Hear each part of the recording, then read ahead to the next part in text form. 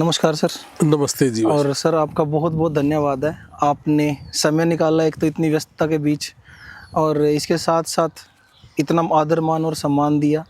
और एक अच्छी बात मुझे ये लगी कि आपने बोला कि जो भी है मेरे दिल से आने दो, हाँ जी। कि मैं अपने बहन भाइयों से या अपने लोगों से दिल से बात करना चाहता हूँ, प्री प्लान कुछ नहीं। बिल्कुल।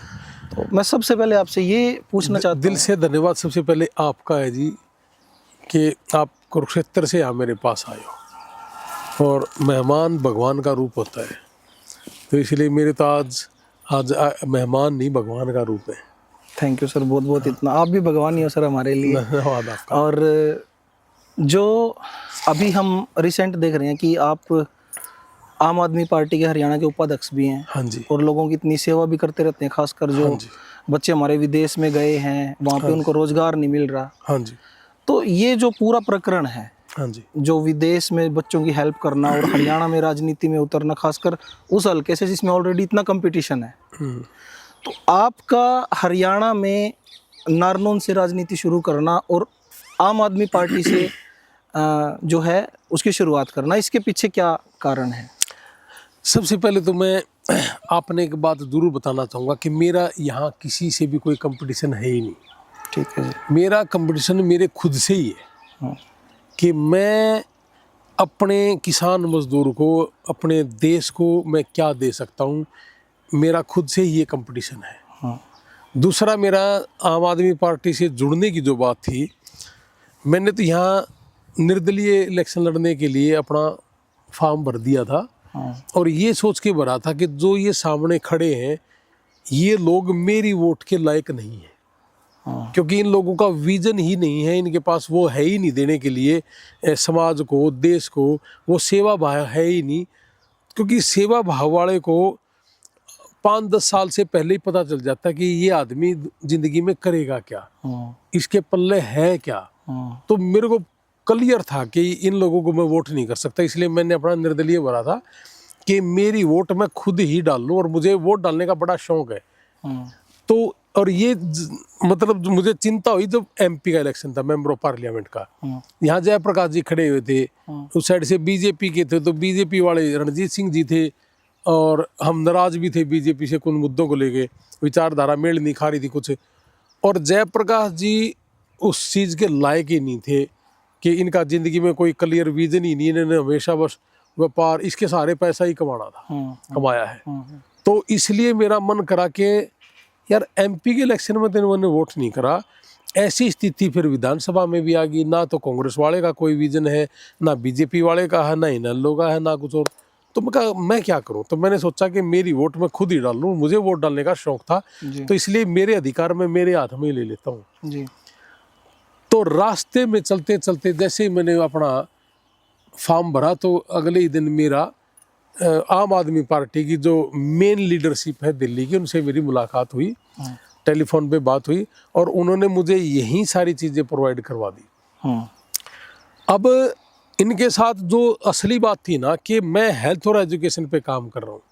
तो आप जो आम आदमी पार्टी है, हाँ जी, उसके एजुकेशन और हेल्थ के मुद्दे को लेके ज़्यादा उसको मेरे को यही था कि भाई हेल्थ और एजुकेशन पे केजरीवाल जी काम कर रहे हैं, और हेल्थ और एजुकेशन पे मैं काम कर रहा हूँ। और वो चीज़ें हमने सुनी भी, देखी भी, कि दिल्ली के अंदर स्कूल अच्छे थे, पंजाब के अंदर भी इन्होंने टीचरों को फिनलैंड ने और ये अपना मलेशिया, सिंगापुर उस साइड भेज के टीचरों को ट्रेंड करके और अच्छे स्कूल तैयार कर रहे हैं जी। और जिस देश में स्कूलिंग अच्छी होगी और हेल्थ सिस्टम सही होगा, तो देश तरक्की तभी करेगा जी। तो मेरे को ये चीज़ें बड़ी दिल से टच थी इन चीज़ों से, और इनसे मैं बड़ा प्रभावित था कि अपने देश फर्स्ट, नेशन फर्स्ट। तो इसलिए मेरा मन ये करा कि नेशन फर्स्ट, और मैं फिर इनके साथ जुड़ा जी। एक यहाँ पे एक इम्पोर्टेंट पॉइंट ये आ जाता है कि जैसे अब दिल्ली में हमने देखा रिसेंटली, केजरीवाल जी अब तो बाहर आ गए, जो भी आरोप उन पे लगे थे वो उनको हाई कोर्ट ने जो है वो बरी कर दिया है। हाँ जी सर। तो जो ये डैमेज पार्टी को मिला है, दिल्ली तो मेन आम आदमी पार्टी का गढ़ जिसको बोला जाता है। हाँ जी। और अगर हम बात करें हरियाणा की, तो हरियाणा में तो अभी तक दिल्ली को देखते हुए काफ़ी कुछ मेहनत करनी बाकी है। हाँ जी सर। तो ये आम आदमी पार्टी को जो डैमेज मिला है इसको कैसे कवर कर पाएगी पार्टी? मैं आपको एक बात बताऊं जी कि आम आदमी पार्टी को डैमेज से ज़्यादा तो लोगों को डैमेज हो गया, क्योंकि अपने देश का जो सिस्टम है कि उनको पकड़ लिया, जेल में दे दिया और बाद में जैसे कह दिया कि इनके ऊपर कोई आरोप नहीं है, तो जो इनकी जेल हुई थी, जो हरासमेंट थी, वो कैसे पूरी हो? और इनके अंदर जाने के बाद जो आम लोगों को इनसे इच्छाएं थी वो कैसे पूरी हो? इनके अंदर जाने की वजह से दिल्ली गवा बैठे जो गरीब से गरीब आदमी, स्कूलिंग जिनकी अच्छी होने लगी थी, खुद deputy chief minister Manish Sisodia ji school में जाके बार बार चेक करते थे, बच्चों से मिलते थे, तो एक अच्छा खुशी का अनुभव था कि स्कूलिंग सिस्टम अच्छा हो रहा है दिल्ली का, अच्छे से गरीब आदमी पढ़ने लग गया था। वो सारी चीज़ें पूरी इंडिया में ही नहीं पूरे वर्ल्ड ने उन चीज़ों को देखा। ये डैमेज तो हो सकता है कि साल 2 साल में पूरा हो जाए, नहीं 5 साल में हो जाए, दोबारा से आनी है तय ये तो। लेकिन बेसिकली जो 4, 5, 6 साल का नुकसान है लोगों का, आम देश के लोगों का, वो लोग अब 5-6 साल जो अच्छे से पढ़ने लग गए थे, अब उनका 5-6 साल का जो ब्रेक हो गया तो वो कैसे कवर होगा?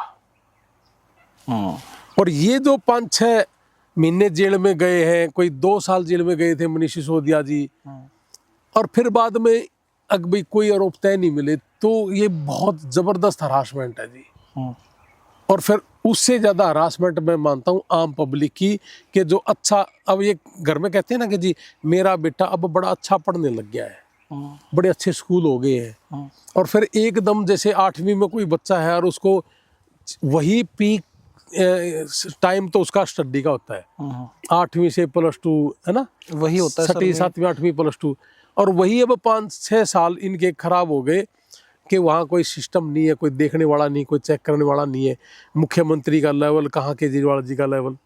तो अभी तो वो जो 6 साल का जो पीरियड है बच्चे का, उसके बाद वो +2 कर जाएगा, जहाँ उसको IIT में जाना चाहिए था, नीट में जाना चाहिए था, वो अब धीरे धीरे उसका सिस्टम, जो स्कूल मॉडल वहाँ पे केजरीवाल जी ने बनाया था, हाँ जी, अभी जो रेखा गुप्ता हैं जो अभी की वहाँ के मुख्यमंत्री हैं, इन्होंने उसमें क्या बदलाव किए? मतलब डैमेज कैसे हो रहा है स्कूलों को वहाँ पे? मेरे को तो एक दिन भी नहीं कभी रेखा गुप्ता या उसका कोई मंत्री स्कूल में जा देखा कि भाई आज वो दौरा कर रहे हैं, कुछ असल में क्या है कि इनके पास वो विजन ही नहीं है कि मुझे देश के लिए करना क्या है।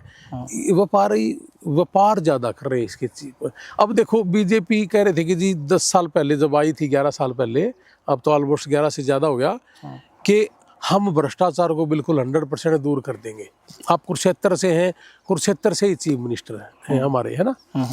बड़ी अच्छी बात है कि एक सामान्य घर परिवार का लड़का आगे निकले, वो मुख्यमंत्री बने, और उसके अंदर एक जज्बा भी होता है काम करने का। लेकिन यहाँ तो जज्बा क्या था कि यहाँ तो राज्यसभा की सीटें भी खरीद फरोख्त हुई है, तो फिर वही डर रहा, उसी सिस्टम पे चल पड़े कि बस मुझे ये दिखाना है कि मेरे नेतृत्व में मैंने कांग्रेस को तोड़ लिया, और कांग्रेस तो टूटी पड़ी है, ये तो बिकाऊ तो लोग हैं ही यहाँ पे। बीजेपी तो चुनने वाले लोगों की क्या गलती है?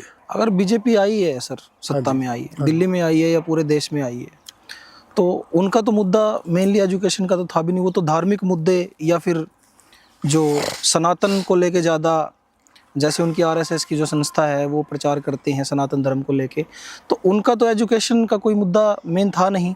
इस बीच सवाल ये पैदा होता है कि देश की जनता, तो इसका मतलब ये हुआ ना कि धर्म और जाति में ज़्यादा बंटी हुई है, तो इस ऐसे में एजुकेशन की लहर लेके आना वो कहीं ना कहीं नहीं लगता आपको मुश्किल रहेगा? इसीलिए तो आम आदमी पार्टी की जरूरत है, इसीलिए तो केजरीवाल जी की जरूरत है कि आप ये कह रहे कि स्कूल ना जाओ और सिर्फ जातियों में बट जाओ और धर्मों में बट जाओ। बेसिकली तो हमारा जो देश है वो अलग जातियों का और अलग धर्मों का तो जरूर है, लेकिन हम संगठित भी तो हैं अपने देश के लिए। अब यहाँ देश का तो इन्होंने मूल्य को साइड में रख दिया, और साइड बाय साइड फिर यही लगे करने के जी आप धर्मों में बट जाओ और जातियों में बट जाओ। तो बेसिकली आप जो प्रमोट कर रहे हो वो क्या चीज प्रमोट कर रहे हो, इससे बेनिफिट होगा क्या। एक चीज हो सकती है कि इनको सत्ता थोड़े लंबे समय तक मिलेगी, लेकिन देश तो डाउन चला गया ना, गर्त में चला गया ना, उससे इन क्या मिला, देश को क्या मिला जी। जबकि इसी मुद्दे पे आए थे कि हम पहले फर्स्ट, नेशन फर्स्ट। अब नेशन फर्स्ट की जब बात आती है तो सबका साथ और सबका साथ सबका विकास, ये सारी चीजें अब हर रोज कोई 13-14 मर्डर, किडनैप, लड़कियों के साथ ये सब होना, तो कहाँ जब कांग्रेस के राज में एक लड़की के साथ रेप हुआ था बस के अंदर, तो पूरी बीजेपी ने तहलका मचा दिया था। यहाँ तो अब हर रोज हो रही हैं चीजें। तो लॉ एंड ऑर्डर है वो बिल्कुल सही नहीं है, स्टडी सही नहीं है, हेल्थ का कोरोना तक अभी 2 साल, 19-20 की तो बात है, ज्यादा लंबी बात नहीं है जी। मतलब सेकंड टर्म आ गई थी इनकी, तो कोरोना के समय हरियाणा के किसी भी गवर्नमेंट हॉस्पिटल के अंदर, चाहे वो फरीदाबाद का है, गुड़गांव का है, पंचकुला का है, हिसार, कुरुक्षेत्र का, किसी भी हॉस्पिटल में वेंटिलेटर ही नहीं था। हॉस्पिटलों के हालात तो अभी है ना, डॉक्टर नहीं है, वेंटिलेटर नहीं थे। कोरोना में वेंटिलेटर लेके आए थे सभी गवर्नमेंट हॉस्पिटल में जी। तो इनका उस चीज के ऊपर ध्यान ही नहीं है जी, प्राइवेट के सिस्टम पे ज्यादा जा रही थी, जबकि सरकारी सिस्टम ज्यादा अच्छा हो सकता है।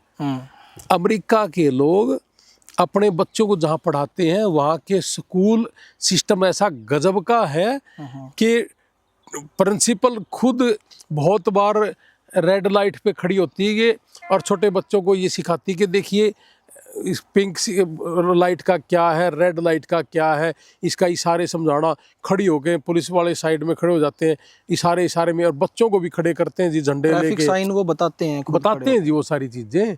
अपने यहाँ एजुकेशन सिस्टम को किस ओर लेके जा रहे हैं ये मुझे समझ। स्कूल को बंद कर दिया, काफी स्कूलों को बंद कर दिया। स्कूल ये कह रहे कि यहाँ बच्चे थोड़े हैं तो गाँव। आप एक बात आओ जी, अभी कुछ दिन पहले मेरा एक दोस्त है, बड़ा भाई है मेरा, उसने अपनी बेटी को इंग्लैंड से लेके आया, कहता कि मैं 1 साल इंडिया के सनावर स्कूल में लगाऊंगा, जहां पूरे इंडिया के जितने भी बिजनेसमैन हैं या जितने पॉलिटिशियन हैं, सनावर स्कूल में उनके बच्चे पढ़ते हैं। बिल्कुल।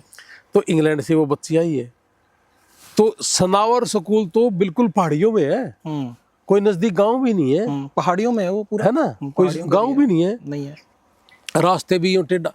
तो यहाँ का अगर स्कूल सिस्टम अच्छा हो, मान लिया अपने उत्तर प्रदेश में एक गांव है और उस गांव में सारे 70 घर हैं, और उस 70 घर में से 47 ऐसे घर हैं जिनके अंदर IAS IPS है जी। तो गांव छोटा है बड़ा है उसी से क्या फर्क पड़ता है, वहां आप दे क्या रहे हो, वहां से आप क्या पनीरी निकाल रहे हो। बेसिकली तो बात तो ये है। अब इन्होंने स्कूल बंद कर दिए कि गांव छोटे हैं, बच्चे पूरे नहीं है। जहां बच्चे पूरे हैं वहां अपने टीचर दे रखे हैं क्या?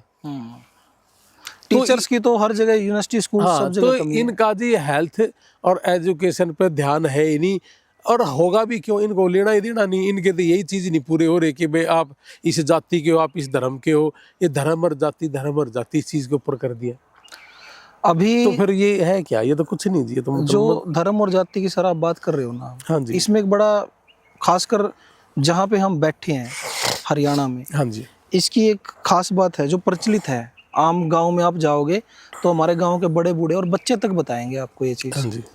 ये सुनने में आता है कि जैसे आप अभी लगे हो भाई मैं सेवा भाव से आगे बढ़ूंगा लोगों के बीच में, और ईमानदार नेता की छवि के साथ मैं जो है राजनीति करूंगा और आगे बढ़ूंगा। बिल्कुल।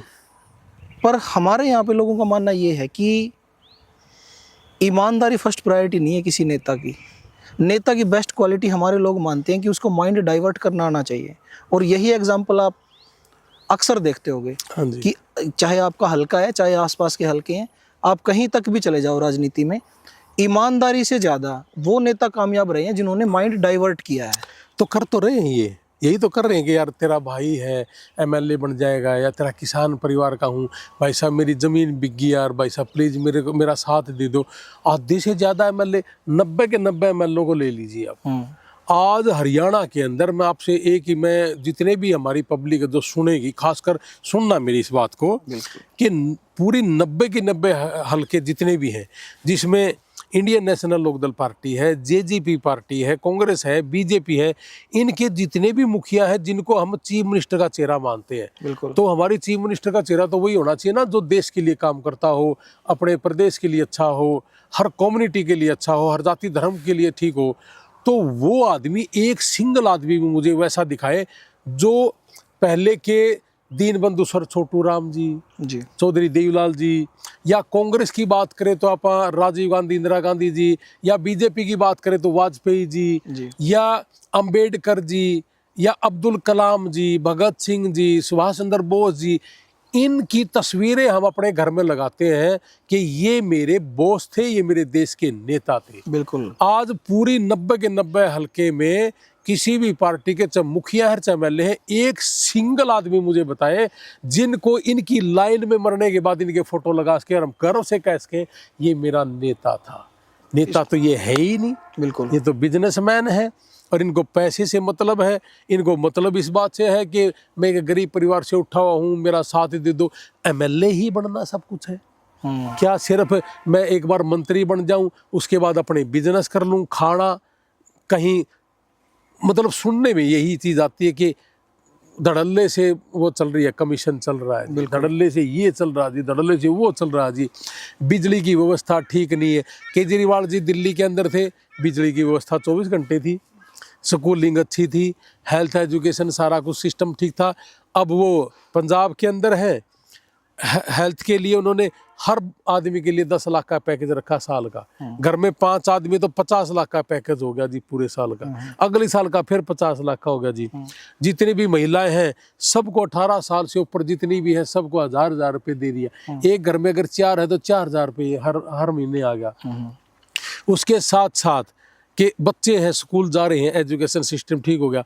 नशा जिस गांव में बिक रहा था उनका चिन्हित किया गया, जिसमें मैं भी वहां मेरी ड्यूटी लगी थी। हमने जिनके नाम लिए सारे के सारे उठा के जेल में दे दिए। जो मंत्री लोग थे पहले की सरकारों के, वो नशा बेच रहे थे, उनको उठा के अंदर दे दिया। बसों में महिलाएं फ्री जा रही है, बिजली फ्री है। तो एजुकेशन ठीक हो गया, हेल्थ का सिस्टम ठीक हो गया है, महिलाओं को सपोर्ट कर रही है। 63,000 नौकरियां लगी पंजाब में, एक भी नौकरी खर्ची पर्ची पर नहीं लगी और एक भी नौकरी के ऊपर कोई कोर्ट केस नहीं है। मेरे ही गाँव में 5 किलोमीटर दूर माढ़ा गाँव है, मेरे पास इंटरव्यू के लिए आया कि जी मेरा बेटे का इंटरव्यू है, आप प्लीज सिफारिश करवा दो। और मैं वो पर्ची लेके चला गया मनीष सिसोदिया जी, केजरीवाल जी के पास जी। मेरी आंखों के आगे फाड़ दी उन्होंने जी। कहने लगे कि पंजाब के अंदर किसी भी तरह की कोई खर्ची पर्ची नहीं लगती। और आप जाके देखो जी 5 किलोमीटर पे सुरेंद्र चहल का बेटा, माडा गाँव नारनून से 5 किलोमीटर, वो बेटा नौकरी लग गया और उसने ज्वाइन भी कर लिया जी। मेरे से राखी है 13 किलोमीटर दूर, टीचर लगी है। मेरे ही हल्के के अंदर सीसर है, वो टीचर लगी है। मेरे ही हल्के के अंदर एक पुलिस डिपार्टमेंट में लगा गांव पुट्ठी का। तो 4 तो पंजाब में मेरे हल्के के लग रहे हैं। अपने बताओ जी पूरे कुरुक्षेत्र के अंदर या यहाँ कोई भाई मेरिट में लगा? और जींद है क्या? पूरा हरियाणा है आसपास, है ना। सिरसा है, मैं प्रभारी हूँ सिरसा का, एक जज लगा है वहाँ का। तो इसका मतलब प्योरिटी के साथ काम किया। पंजाब में जा रहे जी, मैं अकालियों का आदमी था जी, मेरी पुत्र वधू लगी जी। तो इसका मतलब वो लोग 100% प्योरिटी। अब जब प्योर होगा और अच्छा होगा और इंटेलिजेंट होगा तो वो पढ़ाई भी अच्छा। आपका मानना है कि अभी जो पंजाब में इलेक्शन है वहाँ पे आम आदमी पार्टी दोबारा से 100% सत्ता में आएगी? 100% लोगों का इस तरीके से दिमाग बदला है कि पहले केजरीवाल जी ये सब जेल के अंदर थे, भगवंत मान जी एक पाँव तो इनका पंजाब में था, दूसरा पाँव इनका दिल्ली के अंदर था, हर चीज को संभाल रहे थे। अब जब से ये सारे बाहर हुए, क्लीन चिट हुआ, तो 100% लोगों को ये हो गया कि यार इस लेवल का धोखा भी हो सकता है देश के अंदर। किसी चीफ मिनिस्टर को अंदर डाल देना और फिर 2 साल के बाद कहना कि जी नहीं कुछ नहीं मिला। अब तो इन्हीं की सरकार थी, ऊपर नीचे डबल इंजन सब। तो अब तो ये दशहरा क्लियर ही है। तो ये था क्या? इसका मतलब ये लोग अच्छा करना चाहते, इनको रोकना चाह रहे हैं, लेकिन पब्लिक को सब समझ में आ रही है। भारतीय जनता पार्टी का जो राजनीति करने का तरीका है वो काफ़ी आक्रामक है। बहुत सारे नेता उस लेवल तक नहीं जा पाते जहाँ तक बीजेपी टच कर जाती है चीज़ों को। कई बार पहली बार देखा ये चीज़, पहली बार देखा जी कि ये चीज़ कि भाई किसी को कि अगर आपने तारीफ कर दी कि अच्छे हैं भाई, आम आदमी पार्टी अच्छी है, तो आपको ही पकड़ लेंगे कि ऐसे कैसे बोल दिया। तो ये तो कोई तरीका नहीं है जी, ये तो फिर वही हो गया जी अंग्रेजों वाला काम। लगता है कि आने वाले टाइम में जो भी पार्टी, चाहे आम आदमी पार्टी है या कांग्रेस है, जब जब सत्ता परिवर्तन होगा ये आक्रामकता बढ़ती जाएगी समय के साथ, या इसको कंट्रोल करने में कामयाब होगी? सर देखिए दिल्ली के अंदर आम आदमी पार्टी की सरकार थी, पंजाब के अंदर है, काम करने की आक्रामकता तो है, लेकिन द्वेष भावना की कहीं नहीं है। आप देख रहे हो, दिल्ली में भी देखा, यहाँ भी देखा है, जो बोला डंके की चोट पे बोला, लेकिन ये नहीं था कि भी आप काम कर रहे हो और आपने तारीफ कर दिया आम आदमी पार्टी की तो आपका बिजनेस ही जीरो कर दिया। भाई इनका मतलब तो ये है कि तू बीजेपी के गुण गा, चाहे चोरी कर ठगी कर, हमें कोई मतलब नहीं। ये तो कोई तरीका नहीं जी। अब जो रिसेंट हम ये राजनीति नहीं है। आप अमेरिका के बारे में अच्छी खासी नॉलेज रखते हो, हाँ जी, आपकी अच्छी खासी साख भी वहाँ पे है। इतनी मुझे नहीं लगता यहाँ के किसी एमएलए मंत्री की अमेरिका में कोई इतनी साख होगी जितनी वहाँ के आपके जो रिलेशंस वहाँ पे हैं। हाँ जी, अच्छे रिलेशंस हैं। अमेरिका का भारत के साथ कोई खास रिश्ता अगर रहा नहीं है ज़्यादा, हाँ जी, तो अगर अक्सर हम देखते हैं तो हमारी जो नीतियाँ हैं उनसे कभी मैच नहीं करती। नहीं बिल्कुल जी। अभी मोदी जी ने ट्रेड डील साइन करने के बारे में फैसला लिया है कि अमेरिका के साथ ट्रेड डील साइन वो करेंगे। हाँ जी, तो अगर आम आदमी पार्टी सत्ता में होती, हाँ जी, या जो उसमें टर्म एंड कंडीशंस हैं, जो वहाँ से सामान यहाँ पे आना है और जो ड्यूटी हम पे लगी है, आप आम आदमी पार्टी के प्रदेश उपाध्यक्ष हो, आप इस डील को कैसे देखते हो? अमेरिका के साथ हमारे रिश्ते करते ही नहीं जी, हम डील करते ही नहीं जी। ये थोड़ी ना डील है कि उनका कोई भी सामान हो 50% टैरिफ के साथ आ गया। अपने यहाँ 2-2.5% टैरिफ तो इनका जरूर होता था, बाकी तो हमारा सामान का टैरिफ होता था 50%। उन्होंने तो 100% ये कर दिया कि लेना ही पड़ेगा तेरे को, और नहीं तो मैं देखूंगा तेरे को। और ये मैं तो ये कह रहा हूँ कि पहली दफा एक हमारे ऐसा राजा है, हमें लग रहा था कि बड़ा दबंग आदमी है, लेकिन पहली दफा ये लग रहा है कि इसके दबंग के तो थोड़ा सा नजदीक भी नहीं है। जैसा उसने कहा वैसा नाच लिया, दिल करा रशिया के साथ बात नहीं करी। मैं वही समझा रहा हूँ कि बीजेपी ही में वाजपेयी जी थे, अमेरिका ने आंख दिखाने की कोशिश करी, वाजपेयी जी ने इसकी एक नहीं माननी, कहने लगा कि जो तूने प्रतिबंध लगाना लगा, मैं मेरे देश के लिए ये करूंगा। और उन्होंने परमाणु पोखरण किया था, परीक्षण किया था, आपने देखा होगा ना, पोखरण में परीक्षण वही बीजेपी पार्टी थी, और वही थी बीजेपी पार्टी, है ना। एक आदमी के लिए प्रधानमंत्री जी ने कह दिया था कि अगर एक की कसर रहेगी तो कोई बात नहीं, मैं प्रधानमंत्री बनता ही नहीं। मतलब प्योर देश के लिए काम कर रहा था, वो अच्छा आदमी था। मैं आज आम आदमी पार्टी में बैठा हूँ, लेकिन मैं इसका मतलब ये नहीं है कि मैं सिर्फ कोई अच्छा हो उसको मैं अच्छा ना कहूँ। बिल्कुल, बुरे को बुरा और अच्छे को अच्छा ही कहना सही है जी, क्योंकि हमारा देश का मामला है। तो उन्होंने परीक्षण किया था जी परमाणु जी। और अमेरिका ने पूरे हिंदुस्तान के जितने भी थे सारा कुछ बैन कर दिया था, प्रतिबंध प्रतिबंध प्रतिबंध है। बोला कोई बात नहीं, सब चलेगा। और अपने ही देश में बताओ कहाँ फर्क पड़ा, कहीं नहीं दिक्कत आई। हमारे रिश्ते रशिया के साथ गजब के थे, इनकी विदेश नीति तो कुछ भी नहीं है, वो व्यापार से ज्यादा थे, व्यापार से ज्यादा रिश्ते थे। आज इन्होंने सिर्फ और सिर्फ कुछ नहीं देखा, रशिया के साथ रिश्ते खराब, ईरान के साथ भी हमारे काफी अच्छे रिश्ते थे। ईरान यही तो कह रहा हूँ कि ईरान के साथ भी गजब का था रिश्ता, ईरान ने ही साथ दिया था अभी, जो साथ दिया था। हाँ। आज सही मायने में देखा जाए तो मोदी भी और अमेरिका भी, ये दोनों एक जैसे दिमाग के प्रधानमंत्री बन गए कि भाई इनको किसी से कोई दोस्ती नहीं। जबकि भारत का ईरान के साथ और रशिया के साथ तो इस लेवल का था कि भाई ये कभी गद्दारी नहीं करेंगे आपस में, चाहे कुछ भी हो जाए। और हमेशा रसिया हमारे साथ खड़ा रहा है, ईरान हमारे साथ खड़ा रहा है। लेकिन जब इनको जरूरत पड़ी तो मोदी जी तो नहीं खड़ा हुआ, उससे पहले तो सारे जितने प्रधानमंत्री बने हमारे खड़े रहे हैं जी। ये यहाँ इनकी विदेश नीति फैल है। ऐसी क्या मजबूरी रही होगी जी मोदी जी की? कुछ नहीं, दबंग नहीं है जी, देश के ऐसा लिए तो नहीं है प्यार इनका कोई सीक्रेट उनके पास है ना, ब्लैकमेलिंग का कोई मामला हो? अब देखो होगा जी, तो जैसे एप्स्टीन फाइल आई थी, फाइल उसमें दिखा कि मोदी जी भी साथ में थे। अब हो सकता है कि ये सारे 10